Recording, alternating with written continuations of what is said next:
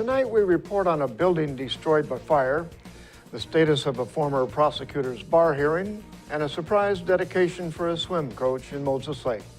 What's happening in sports, Bob? Thanks, Alan. Big Bend picks up 2 wins on the hardwood, and Moses Lake splits games with Davis. Let's take a peek at our Weather Center forecast. Hello everyone, today we still had mild temperatures. I'm Cristina Sanchez and I'll let you know if we expect any changes throughout the next few days with our extended forecast just ahead. I'm Alan Troop and we have all this and much more on Ifiber One News. From the Ifiber One HD studio here in the heart of the Columbia Basin, this is Ifiber One News, your #1 source for local news, sports headlines, and our very own Weather Center forecast covering the entire Columbia Basin. This is Ifiber One News, and it starts now.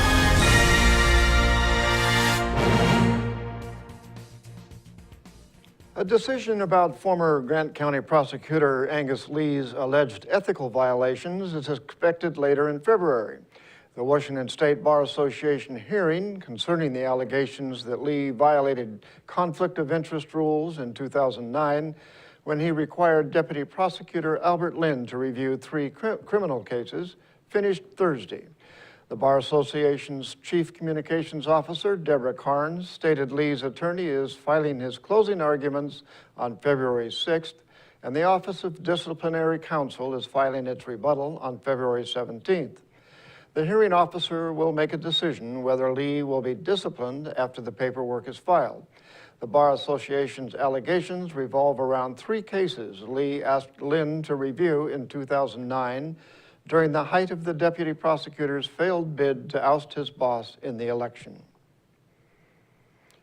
A car shop at a wrecking yard in Moses Lake was destroyed in a fire late Friday morning. The fire appears to be accidental, but is still under investigation.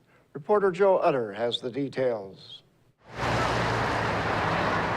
A large fire destroyed a shop at Moses Lake Auto Wrecking late Friday morning. The fire on East Broadway Avenue appears to be accidental and was likely caused by an employee working to disassemble junked vehicles. According to Moses Lake Fire Captain Dave Hawley, at least 1 person was inside when the fire started. An employee attempted to extinguish the fire but was unsuccessful. Nobody was hurt in the fire. The building was fully involved when firefighters arrived. Burning tires and fuel sources, including car oil and gasoline, caused heavy black smoke in the area. Firefighters were able to contain the fire to just the 1 building, which was a total loss. A ladder truck was on scene as a precaution in case the fire spread to the roof. Hawley said the fire is still under investigation. This is Joe Utter reporting for Ifiber One News. Downtown Soap Lake will have more than 12 directional signs to help visitors get around town. The Soap Lake City Council approved a sign program.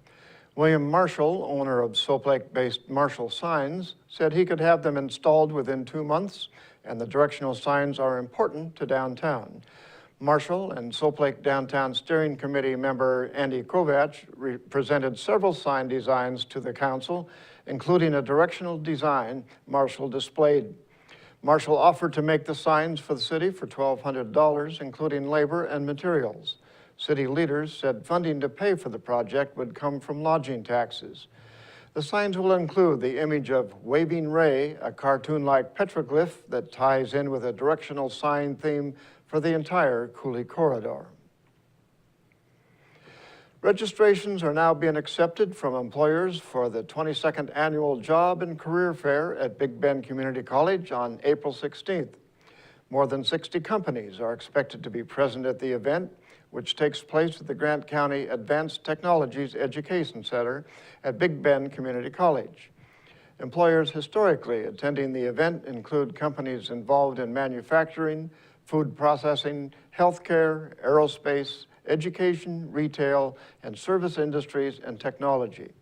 Free workshops include panel discussions by Columbia Basin employers and educators about how to find jobs in specific areas like manufacturing and healthcare. Approximately 1,800 job seekers have attended the fair in recent years. Employers can register by calling 509-793-2116. And now we take a look at people being sought by law enforcement.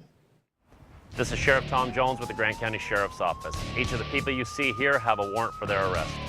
If you see any of these people, we ask you do not attempt to detain or apprehend them, but call us at 509-762-1160 or send us an email at crimetips@co.grant.wa.us. If the person is presenting a danger, call 911. With your help, we can bring these people to justice and make our community safer. And we'll be back after a short break.